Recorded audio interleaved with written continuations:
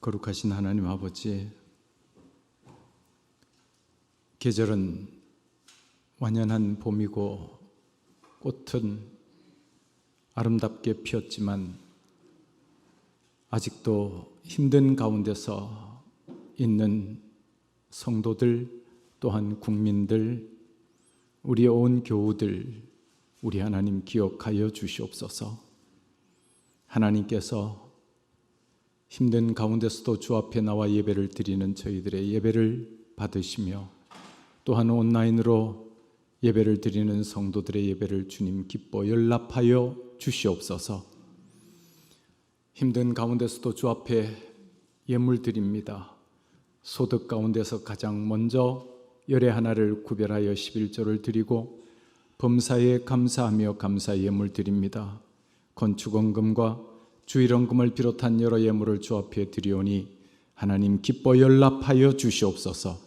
주 예수 그리스도의 이름으로 봉헌하오며 기도드리옵나이다. 아멘.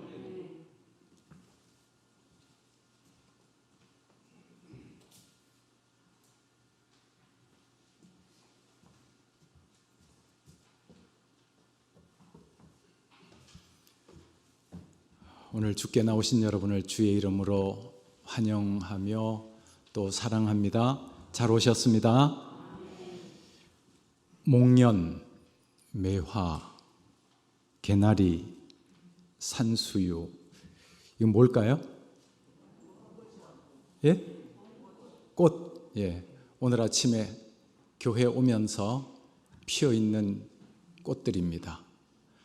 지금 꽃들이 참 이렇게 예쁘게 피고 있는데 그걸 보니까 생동감을 느끼겠더라고요. 우리 코로나로 비록 힘든 시간 보내지만 희망을 가지고 우리 잘 이겨냅시다. 오늘 우리 유장로님 기도하신 것처럼 우리 이제 백신도 생기고 했으니까 다 이겨서 정상적인 예배, 또 그동안 보지 못했던 교인들 다 봤으면 참 좋겠어요. 그리고 다음 주는 종려주일입니다. 주보에는 안 나왔는데 다음 주일은 종려주일이고, 종려주일이 지나면 고난주간이 됩니다. 그래서 고난주간 그 금요일에 성금요일로 예수님이 십자가에 달리신 날이고, 그리고 그 다음 주는 부활절로 지키는 것 기억해 주시고, 힘든 가운데서도 부활절 맞게 되는데 우리 뜻깊은 부활절 되었으면 좋겠습니다. 이번 주 꽃꽂이는 이준재 성도와 명재심 집사님 가정에서 아들 수민군의 생일을 감사하면서 봉헌했고, 정순봉 집사님, 김유진 집사님 가정에서 결혼 기념 감사로 봉헌했습니다. 우리 남윤정 집사님, 이명주 권사님 가정의 딸 우리 남혜진 성도 오랜만에 예배 참석했고요. 또 우리 그동안 조금 몸이 불편했던 전규래 권사님도 이렇게 예배 참석했습니다. 다 건강하고 또 복되게 살아가십시다. 잘 오셨습니다. 이 시간 우리에게 주신 하나님의 말씀은 구약성경 출애굽기 27장 9절부터 19절까지 말씀입니다. 출애굽기 27장 9절부터 19절까지 말씀 한 절씩 교독하여 읽습니다.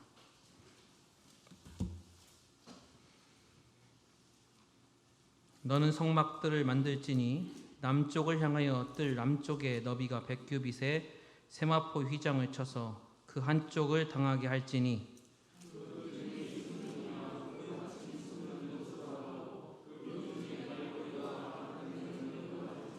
그 북쪽에도 너비가 100규빗에 포장을 치되 그 기둥이 수물이며 그 기둥의 받침 수물은 노스로 하고 그 기둥의 갈고리와 가름대는 은으로 할지며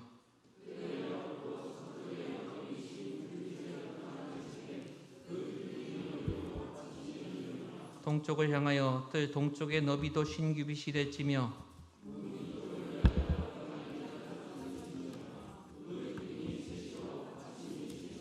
문 저쪽을 위하여도 포장이 15규빗이며 그 기둥이 셋이요 받침이 셋이며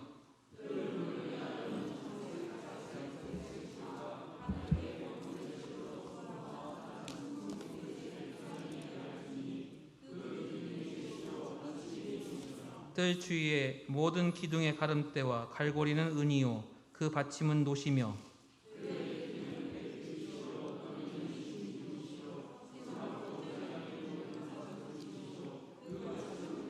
함께 봉독합니다. 성막에서 쓰는 모든 기구와 그 말뚝과 뜰의 포장 말뚝을 다 노스로 할지니라. 아멘.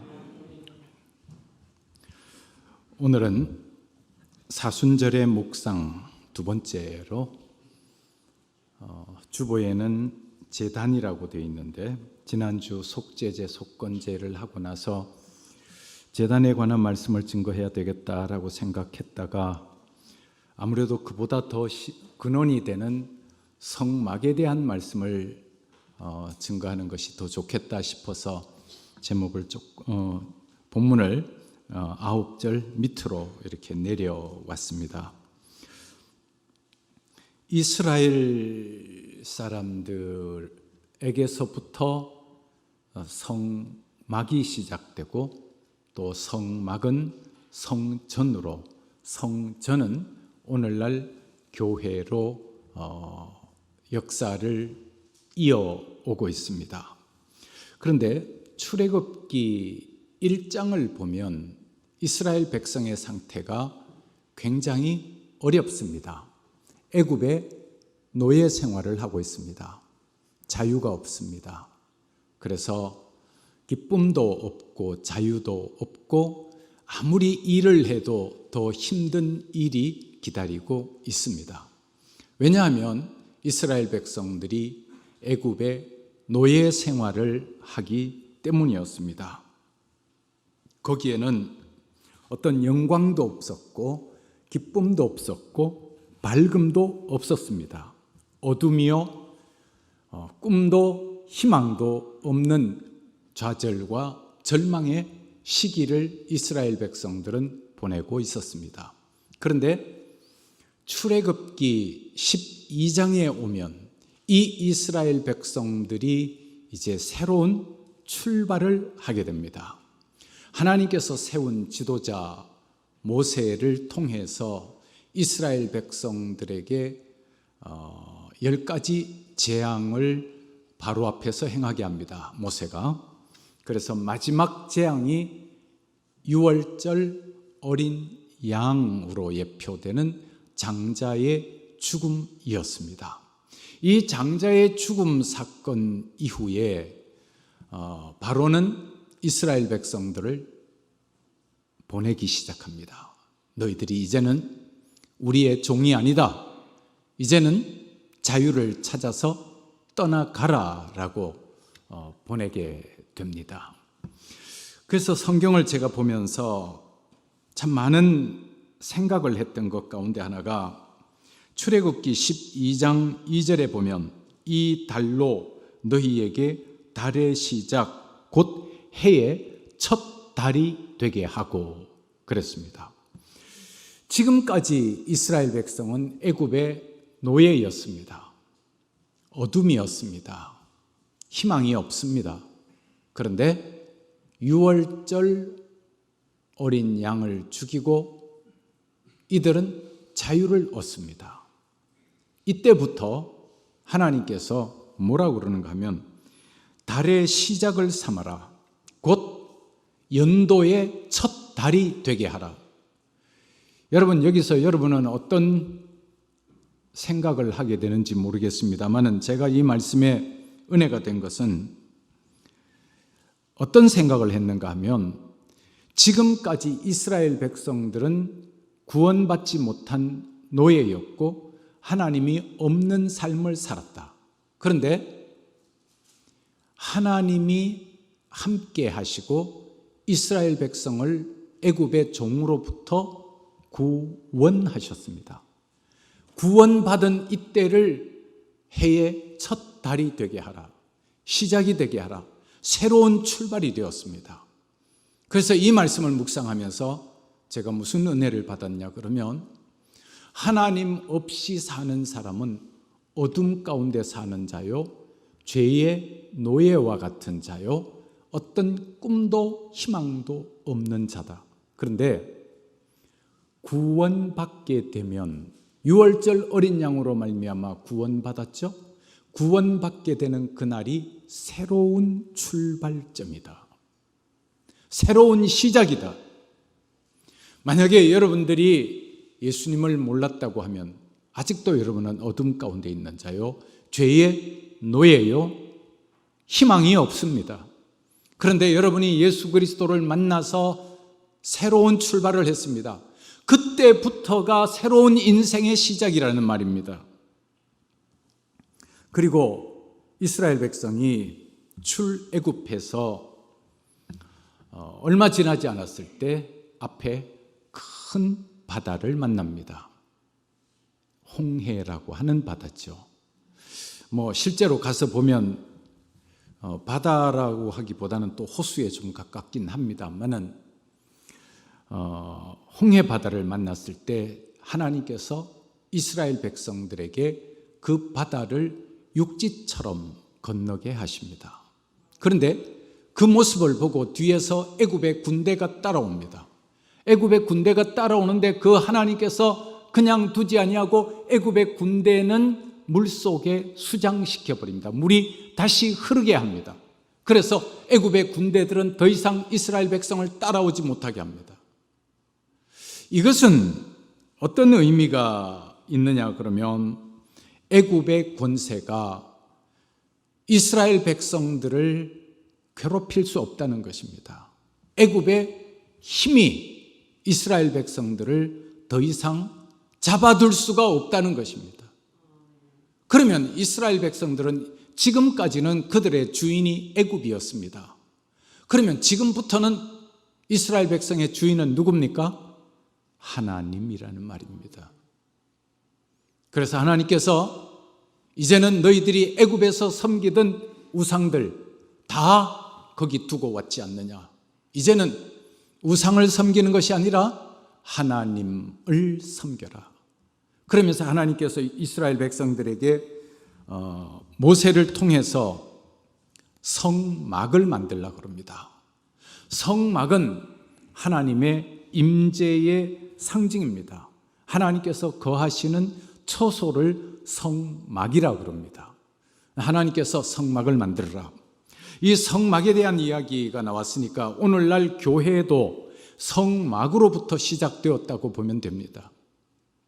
성막을 만들고 난 다음에, 성막은 뭐냐 그러면 출애굽하는 과정 속에서 임시로 하나님께서 명령하셔서 하나님의 임재를 상징한 성전의 전신입니다. 그래서 이 성막은 특징이 텐트로 만들어졌습니다. 포터블하죠. 이동성이 있습니다. 그런데 여기에서 성막을 만들어서 행진을 할 때 이 성막은 어디에 와 있죠? 행진할 때, 이스라엘 백성이 행진할 때 성막은 맨 앞에 와 있습니다. 그리고 수경을 할 때는 성막은 12지파의 한 가운데 와 있습니다.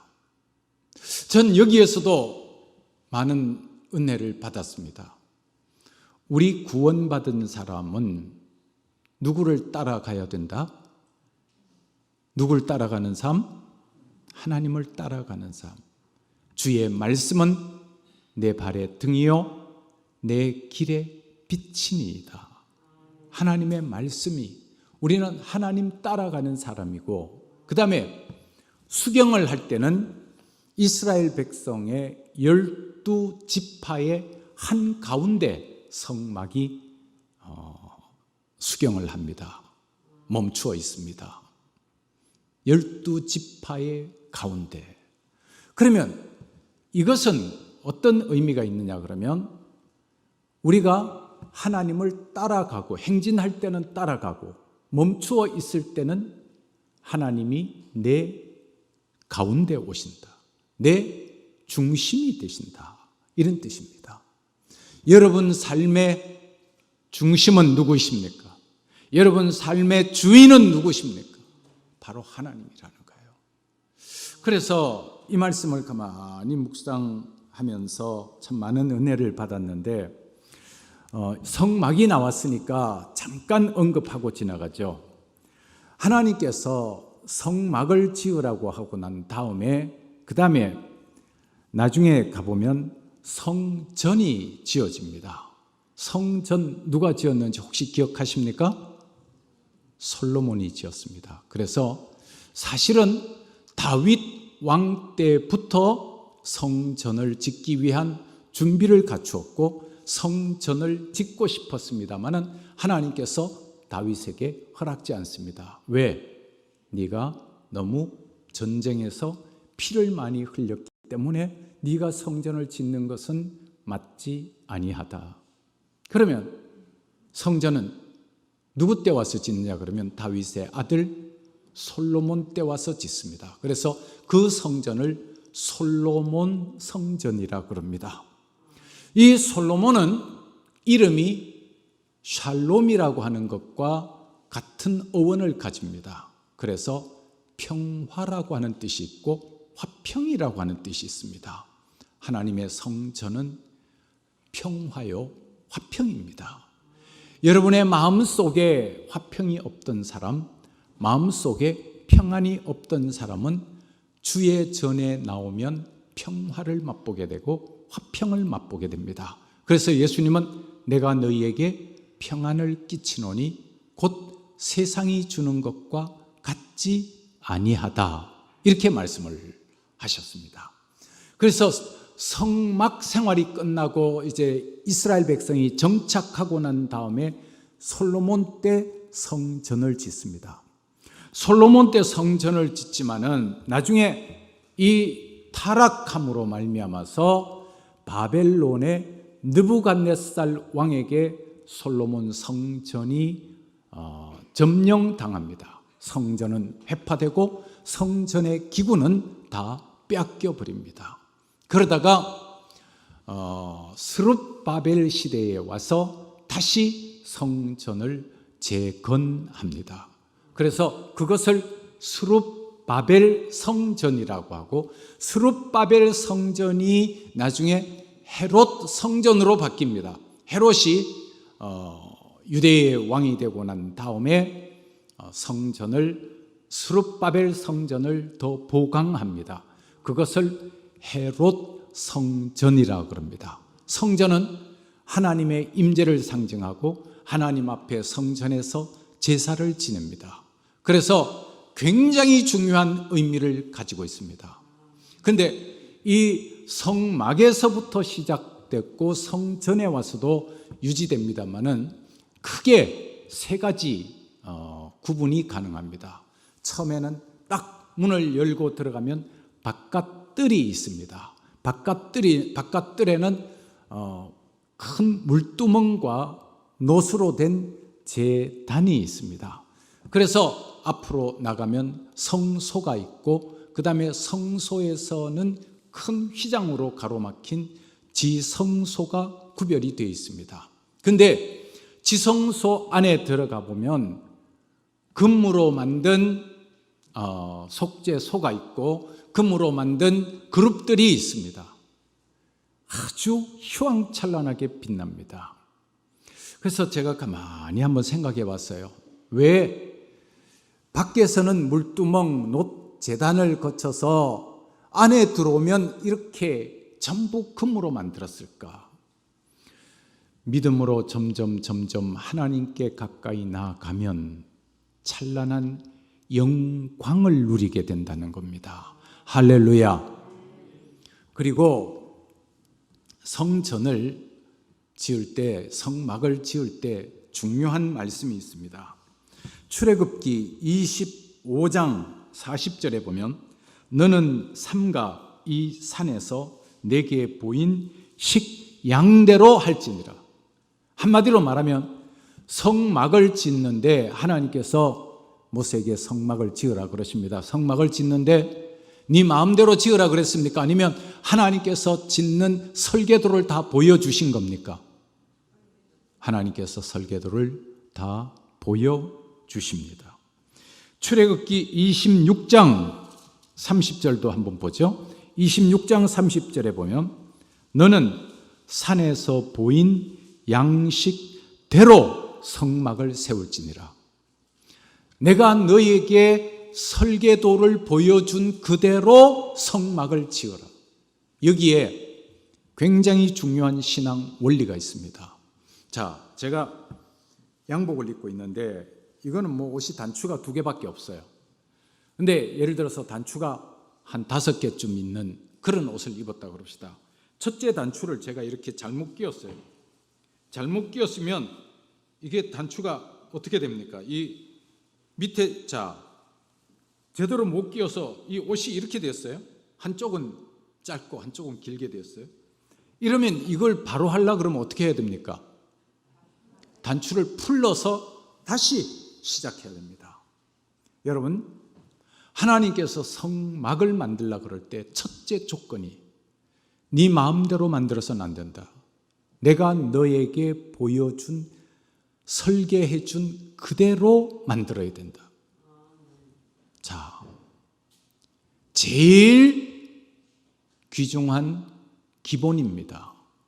신앙생활은 내 생각대로 하는 것이 아니라 하나님께 순종하는 데서 신앙이 시작됩니다. 할렐루야. 내 생각에 옳은 대로 한다. 그것은 신앙 아니라는 거예요. 하나님께서 너에게 지시하신 그대로 순종하는 것이 신앙이다. 이게 하나님께서 성막을 만들라고 하신 첫 번째 의도였습니다. 내가 너에게 보여주는 대로 그대로 해라. 그런데 바리새인과 서기관들 이런 사람은 자기 생각대로 신앙생활을 했습니다.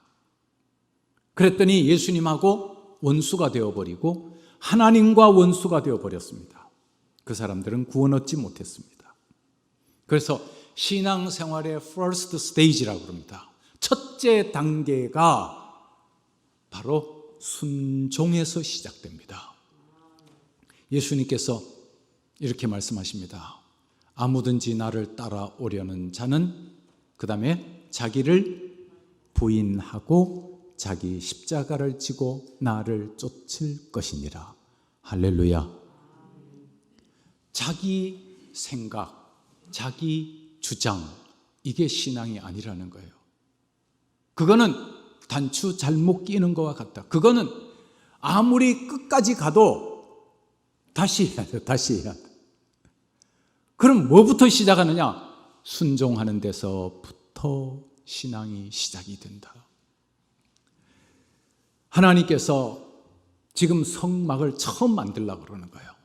그래서 성막을 만드는데 하나님이 다 지시하십니다. 이렇게 하고 이렇게 하고 이렇게 하고 이렇게 하고.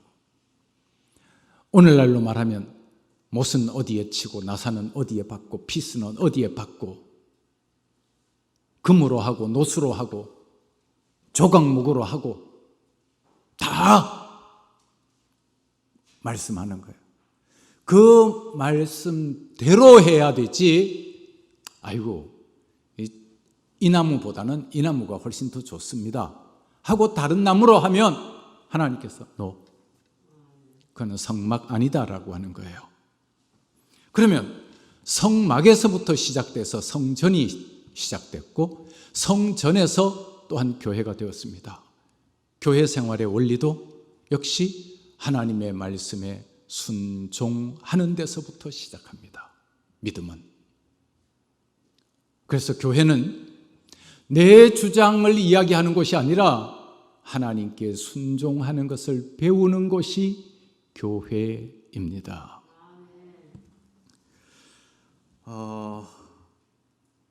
말씀대로 순종하는 것이 성막의 시작이고 첫 출발이었습니다.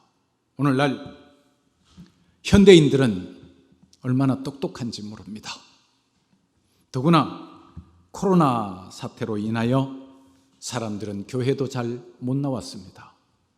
사탄은 이걸 노립니다. 야, 순종은 무슨 순종? 네 생각에 옳은 대로 행하여라. 네 생각대로 행하여라. 근데 죄송하지만 그것은 신앙생활 아닙니다. 내가 죽고 하나님의 말씀에 순종하는 것이 신앙입니다. 그리고 또한 성막은 세상 가운데 있지만 구별됩니다. 성막은 텐트로 만들어진다 그랬죠? 흰 천을 사방으로 둘러가면서 칩니다. 그리고 그 안에 물두멍, 노수로 만든 번제단, 그 다음에 성소, 지성소, 진설병, 그 다음에 속죄소 다 있는 거예요. 그런데 세상 속에 있지만 구별되는 장소가 성막입니다. 광야에 걸어가고 있지만은 멈추어서 거기에 텐트를 치면 거기가 거룩한 장소가 됩니다. 우리 그리스도인은 세상 속에 살지만 구별된 자들입니다. 할렐루야. 제가 조금 전에 말씀드렸지만 행진할 때는 성막이 앞서갑니다. 하나님이 우리를 인도하신다. 그리고 하나님이 내 인생의 중심이다. 가만 생각해 보면, 어떻게 생각해 보면, 제가 어렸을 때 부러워했던 사람이 있어요. 누구냐 그러면 이병철 씨가 있었어요. 이병철 씨가 누구죠? 삼성그룹 회장입니다. 이 사람이 돈이 얼마나 많았는지 그때 제가 국민학교 다닐 때 그 사람 가진 재산을 신문에서인가 하여튼 한번 본 적이 있어요. 그래서 제 생각에 무슨 생각했는가 하면, 야, 이 사람은 전 국민에게 1원씩 나눠주고도 돈이 남네. 1원씩 나눠주고도 돈이 남는 재산을 가지고 있더라고요. 지금 생각하면 얼마나 웃기는 일이에요.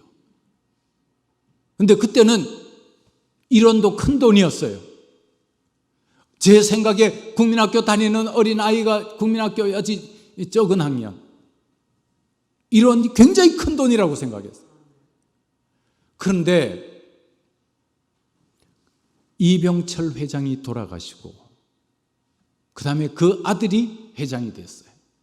이건희 회장이 되셨는데 이분이 또 병원에 한 10년 정도 계시다가 돌아가셨어요. 그 아들이 또 이제 대를 잇겠죠? 왜 이런 이야기를 하느냐? 세상은 잠깐 지나간다는 사실이에요. 제가 생각할 때는 이병철 회장이 그냥 영원히 살아있을 줄 알았어요. 그리고 제가 79년도에 고등학교 교사를 했는데 그때 대통령 하던 사람이 영원히 대통령 할 줄 알았어요. 근데 대통령이 얼마나 많이 바뀌었어요. 바뀌고 감옥에 가고. 저와 여러분도 잠깐 지나가는 인생입니다. 그런 게 중요한 게 아니라 정말 나는 구원 받았느냐, 구원받지 않았느냐. 어떻게 해야 구원받느냐? 하나님 말씀에 순종할 때 구원받는다. 그리고 또 이 성막은요, 이런 의미가 있습니다. 사방이 다 막혀 있는데 문은 몇 개가 있을 것 같습니까? 성막의 문이. 여러분 생각에 문 몇 개 있을 것 같아요? 2개 있을까요? 아니면 사방 동서남북으로 해서 4개 있을까요? 아니면 12개 있을까요? 제가 퀴즈를 낼까요? 네. 문은요, 답부터 말씀드릴게요. 딱 한 개밖에 없습니다. 어느 쪽에 있느냐 그러면 동쪽에 있습니다. 동쪽은 해가 떠오르는 곳입니다. 빛을 의미합니다. 그렇다면 이스라엘 백성이 애굽의 노예로 있을 때 그때는 빛이었습니까? 어둠이었습니까? 어둠이었습니다. 그런데 누구를 만나니까 빛이 됩니까? 하나님을 만나니까 빛 가운데로 오게 됩니다. 여러분, 인간이 어둠 가운데 살지 아니하고 노예처럼 살지 아니하고 죄의 종처럼 살지 아니하고 구원받을 수 있는 길은 바로 하나님 앞에 나오는 길입니다. 할렐루야. 그리고 문은 하나밖에 없습니다. 구원 얻는 문이 여러 개 있는 게 아니에요. 불교 믿어도 구원 얻고 유교 믿어도 구원 얻고 그다음에 이슬람교 믿어도 구원 얻고, 아니요. 천하 인간에게 구원 얻을 만한 다른 이름을 우리에게 주신 적이 없어요. 오직 한 문으로만 들어가야 됩니다. 오직 예수 그리스도만이 우리의 구원의 문입니다. 요한복음 10장 9절에 예수님이 내가 문이니 누구든지 나로 말미암아 들어가면 구원을 얻고, 문이 하나밖에 없어요. 구원 얻는 방법은 하나밖에 없어요. 불교를 믿어도 구원 얻고, 또 유교를 믿어도 구원 얻고, 이슬람교 믿어도 구원 얻고, 아니요. 어떤 스께서 저한테 그렇게 이야기했습니다. 보살님은 뭘 하시는 분입니까? 제가 보살이. 그래도 웃지도 안 하시네. 네, 제가 그 절에 갔더니 거기에 있는 스께서 저한테 보살님은 뭘 하십니까? 궁금할 거 아니에요. 그래서 제가 뭐라 그랬어요? 저는 목사입니다. 그래도 안 웃으시네. 그랬더니 이분이 진짜 제 손을 탁 잡더라고요. 목사님 반갑습니다.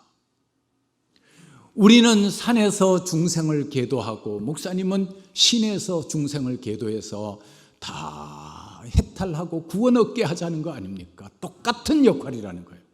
맞아요? 틀려요? 아니요. 죄송하지만 사람들이 기독교를 편협하다고 욕을 해도 할 수 없어요. 아니, 어떤 집에 열쇠를 여는데 그 열쇠를 가지고 열어야지 아무거나 가지고 열면 다 열리면 그게 뭐 열쇠요? 오직 문은 하나밖에 없고 구원받는 길은 하나밖에 없다는 겁니다. 그리고 하나님을 믿으면 빛 가운데로 나오게 된다는 거예요. 이스라엘 백성이 애굽의 종로로 탈 때는 어둠 가운데 있었어요. 노예예요. 그런데 하나님께서 유월절 어린 양 사건으로 인하여 그들을 어둠에서 빛으로 끌어내셨습니다. 이제는 종의 자리가 아니라 자유자의 자리로 옮겨주셨습니다. 오늘날 이 세상을 사는 사람들도 죄의 종으로 살아가는 사람이 얼마나 많은지 모릅니다. 그런데 이 성막으로 들어오는 이 문을 들어오면 빛 가운데로 들어오게 되고 자유를 누리게 되고 하나님의 자녀가 되게 되고 구원을 얻게 되고, 그래서 누구든지 이 문으로 들어가려고 하면 반드시 하나님께로 지정하신 그 문으로 들어가야 된다는 거예요. 하나님께서 열어놓으신 그 문으로 들어가야 된다는 거예요. 예수님이 내가 문이다. 나로 들어가는 자는 구원을 얻는다. 이렇게 말씀을 하셨습니다. 그리고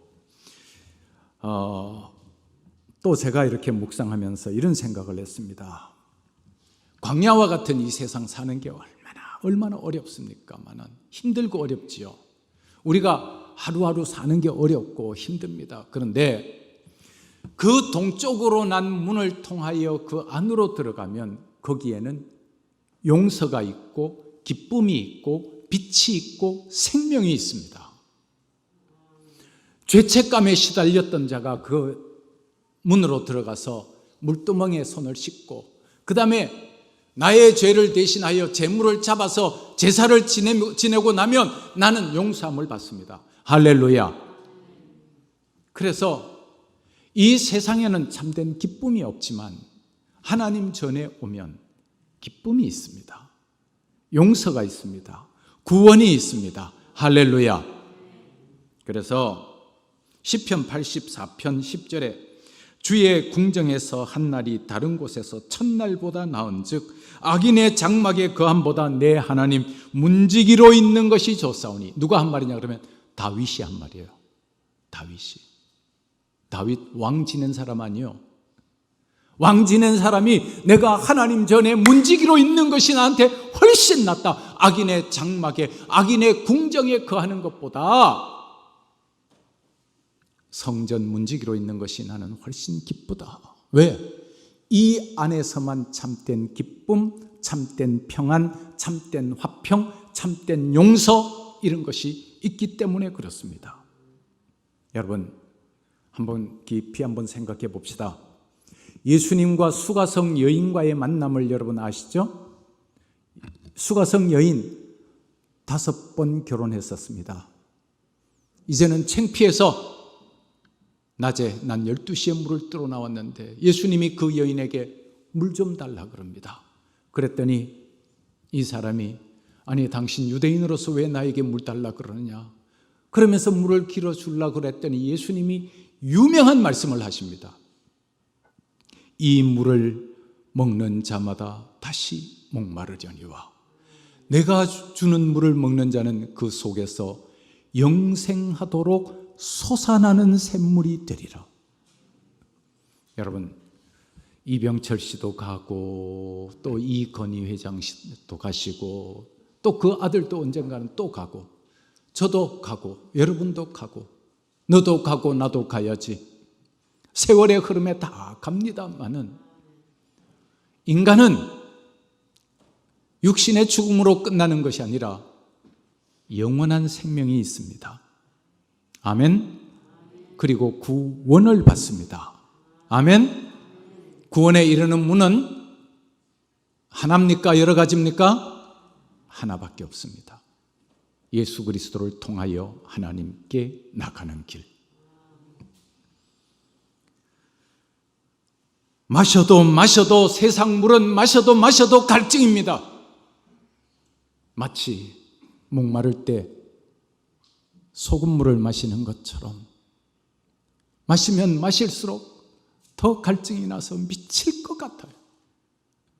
세상의 권력에 취하고 세상 돈에 취하고 세상의 쾌락에 취하고 바닷물 먹는 거예요. 마셔도 더 목말라요. 그런데 그래서 예수님이 이 물을 마시는 자마다 다시 목마르려니와 내가 주는 물을 먹는 자는 그 속에서 영생하도록 솟아나는 샘물이 되리라. 영원한 생명을 얻게 된다. 참 신기하죠? 하나님 앞으로 나가면 빛이 돼요. 어둠이 빛이 돼요. 하나님 앞으로 나가면 사망이 생명이 돼요. 멸망이 구원을 받아요. 얼마나 놀랍습니까? 얼마나 놀랍습니까? 다윗이 이런 노래를 부릅니다. 시편 65편 4절에 주께서 택하시고 가까이 오게 하사 주의 뜰에 거하게 하신 사람은 복이 있나이다. 기가 막히잖아. 주께서 택하셔서 가까이 오게 하사 주의 뜰에 거하게 하신 사람은 복이 있나이다. 왜? 우리가 주의 집 곧 주의 성전의 아름다움으로 만족하리이다. 참 만족한 인생을 성전에 들어온 사람만 누리게 되는 거예요. 여러분 세상에서 참 만족은 없어요. 세상에 참 만족은 없어요. 그런데 어떤 사람은 만족을 얻느냐? 주의 집에 들어온 사람은 만족을 얻습니다. 아멘. 참 이렇게 저도 오래 안 살았습니다만은 지나놓고 나니까 제가 어제요 갑자기 이렇게 눈물이 나더라고요. 그 옛날 가수가 노래를 부르는데 전 옛날 유행가 별로 안 좋아했어요. 그런데 옛날 가수가 노래를 부르는데 그 노래를 듣는데 무슨 생각이 나는가 하면 옛날에 내 고등학교 때 불렀던 노래, 들었던 노래, 그 노래인데 지금도 똑같이 하는 거예요. 그걸 들으니까 아니 고등학생 때의 나의 모습은 어디로 가고 이렇게 병들고 초라한 내 모습이 남았는가. 생각이 나니까 그냥 눈물이 확확 쏟아지는 거예요. 그랬더니 집사람이 옆에서 왜 그래? 세월이 너무 빨리 지나갔네. 그랬더니 집사람이 그래도 위로를 하더라고요. 잘 살았잖아. 이렇게 하나님의 교회가 하나 생기고 잘 살았잖아. 그래 맞아 열심히는 살았지. 후회는 없어요. 후회는 없는데 시간은 참 빨리 지나갔어요. 이제는 남은 시간이 얼마나 될지 나는 몰라요. 그러나 하루하루 살아요. 주의 전에는 참된 만족이 있고 주의 전에 만이 영생이 있고 주의 전만이 참된 보람이 있습니다. 할렐루야. 그리고 동에서 떠오르는 햇볕처럼 저와 여러분은 이제는 어둠의 삶이 아니라 빛의 삶을 산다. 예수님이 나는 빛이라 너희는 세상의 빛이라 그랬던 그 말도 참 가슴에 와닿는 거예요. 맞아. 내가 하나님을 몰랐으면, 내가 예수님을 몰랐으면 이스라엘 백성들 애굽에서 어둠 가운데 살았던 것처럼 죄의 종으로 살았던 것처럼 나도 그렇게밖에 살 수 없었을 텐데 빛이신 예수님을 만나서 이제 환한 빛 가운데 사는구나. 아멘. 인생에 문제가 해결이 되는 거예요. 문제가 해결이 되는 거예요. 사랑하는 성도 여러분, 그리고 제가 이 문에 대해서 묵상하다가 또 깨달은 게 하나 있어요. 오늘 이 본문에 나와 있는데 이거 9절부터 15절까지 19절까지 읽었는데 읽어봐야 무슨 말인지 몰라요. 제가 여러분에게 쉽게 설명해 드릴게요. 동쪽에 난 문이 넓이가 상당히 넓습니다. 누구나 하나님 앞에 나올 수 있다는 거예요. 문은 낮고요, 넓어요. 그런데 이게 성소에 가면 높고 좁게 이제 또 바뀝니다. 바깥 뜰에는 낮고 넓어요. 왕이든 부자든 유명한 사람이든 아기든 어른이든 간에 구원을 얻으려면 이 문으로만 들어와야 돼. 이 문으로만 들어와야 돼. 그리고 빛 가운데로 나오려고 하면 이 문으로만 들어와야 돼요. 할렐루야. 예외는 없습니다. 어느 누구도 예외가 없습니다. 부자도 나이 많은 사람도 갓난 아기도 이 문으로 통과하지 아니하고는 구원을 얻을 수 없어요. 그런데 이 문이 성소에 가서는 좁아지고 높아집니다.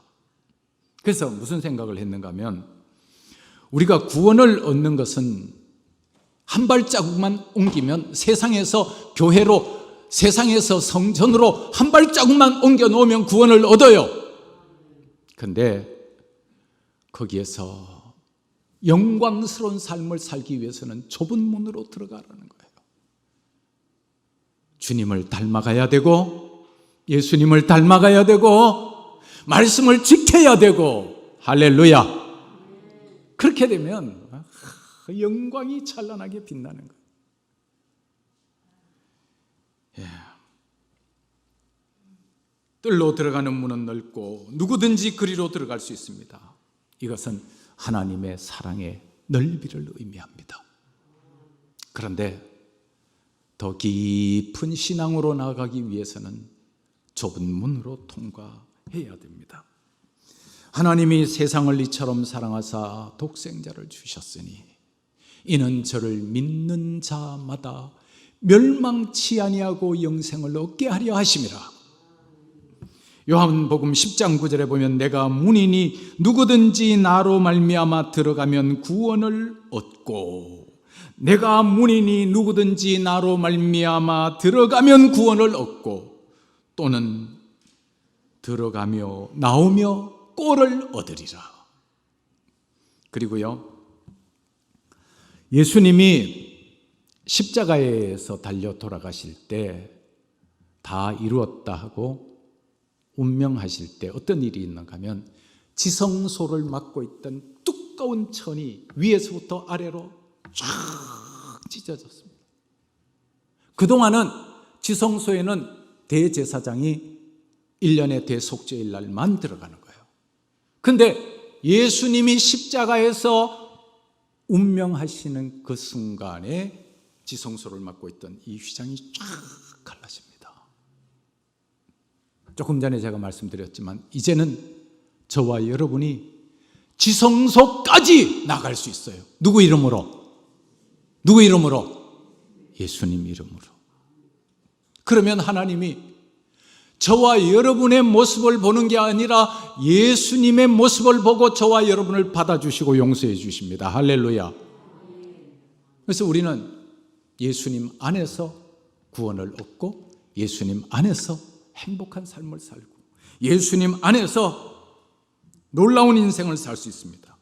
사망에서 생명으로, 어둠에서 광명으로, 사탄의 종에서 하나님의 자녀로 옮겨지는 것입니다. 이제 우리는 믿음 안에서 살아가는 삶, 사도 바울의 그 신학 사상이 한마디로 요약하면 엔토 크리스토스거든요. 그리스도 예수 안에서. 우리는 그리스도 예수 안에서 빛이 되는 삶을 살고 그리스도 예수 안에서 생명을 누리고 그리스도 예수 안에서 허무하지 않은 인생을 살고 그리스도 예수 안에서 영생을 누립니다. 그리고 그리스도 예수는 생명으로 나아가는 유일한 문이십니다. 예수님 안에서 우리 행복한 삶을 사는 저와 여러분이 다 되실 수 있기를 축원합니다. 기도하겠습니다. 거룩하신 아버지 하나님, 하나님께서 저희들과 함께 계시겠다는 표현으로, 인간과 함께 하시겠다는 표현으로 성막을 만들라고 하셨습니다. 오늘 성막을 생각하면서 하나님의 음성을 듣습니다. 동쪽에 문을 하나만 만드셨습니다. 동쪽은 빛이요, 우리가 하나님 안에 나오지 않으면 영원히 어둠 가운데 살 수밖에 없지만 하나님 안에 들어오면 빛 가운데 사는 삶을 살고 영생을 얻고, 우리는 예수 그리스도를 통하여 영생을 얻고 예수 그리스도를 통하여 구원을 얻고 예수 그리스도를 통하여 마귀의 종에서 하나님의 자녀가 된 줄 확실히 믿습니다. 이제는 하나님 안에서, 예수 그리스도 안에서 행복하게 살아갈 수 있는 성도들 되게 하여 주시옵소서. 주 예수 그리스도의 이름으로 기도드리옵나이다.